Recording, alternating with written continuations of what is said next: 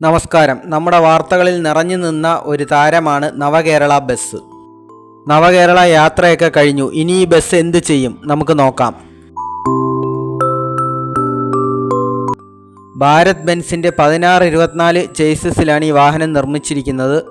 Mercedes ബെൻസിൻ്റെ 6 സിലിണ്ടറുള്ള OM926 എന്ന എഞ്ചിനാണ് ഇതിൽ ഘടിപ്പിച്ചിരിക്കുന്നത്. ഇതിൻ്റെ ചേസിസിന് മാത്രം ഏകദേശം 35-നും 40 ലക്ഷത്തിനും ഇടയിൽ വില വരുന്നുണ്ട്. ബസ്സിൻ്റെ മൊത്തം വില 1,05 ലക്ഷം രൂപയാണ്. ഒട്ടനവധി സുരക്ഷാ ക്രമീകരണങ്ങളും ഇതിൽ ഘടിപ്പിച്ചിട്ടുണ്ട്. ബയോ ടോയ്ലറ്റും 180 ഡിഗ്രി റിവോൾവിംഗ് ചെയറും ഹൈഡ്രോളിക് ലിഫ്റ്റ് മെക്കാനിസവും ഒക്കെ ഇതിൻ്റെ സവിശേഷതകളാണ്. ഇനി ഈ വാഹനം എന്താണ് ചെയ്യാൻ പോകുന്നതെന്ന് ചോദിച്ചാൽ, ബസ് പോലീസിൻ്റെ സുരക്ഷിതമായ താവളത്തിലേക്ക് മാറ്റിയിട്ടുണ്ട്. ആദ്യം കുറച്ചു കാലത്തേക്ക് ഇതൊരു മ്യൂസിയം ആക്കാനും പദ്ധതിയുണ്ട്. അതിനുശേഷം KSRTCക്കോ ടൂറിസം വകുപ്പിനോ കൈമാറുന്നതായിരിക്കും.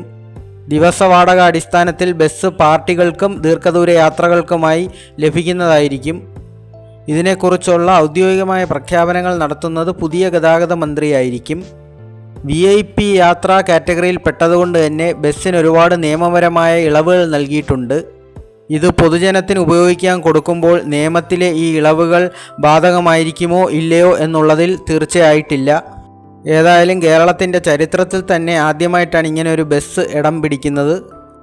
ഏതായാലും ഈ ബസ്സിന് ഇനിയും ദീർഘനാൾ സർവീസ് നടത്താൻ കഴിയട്ടെ എന്ന് ആശംസിച്ചുകൊണ്ട് ഈ വീഡിയോ ഇവിടെ നിർത്തുന്നു. ഇഷ്ടമായവർ ലൈക്ക് ചെയ്യുക, ചാനൽ സബ്സ്ക്രൈബ് ചെയ്യുക. നന്ദി.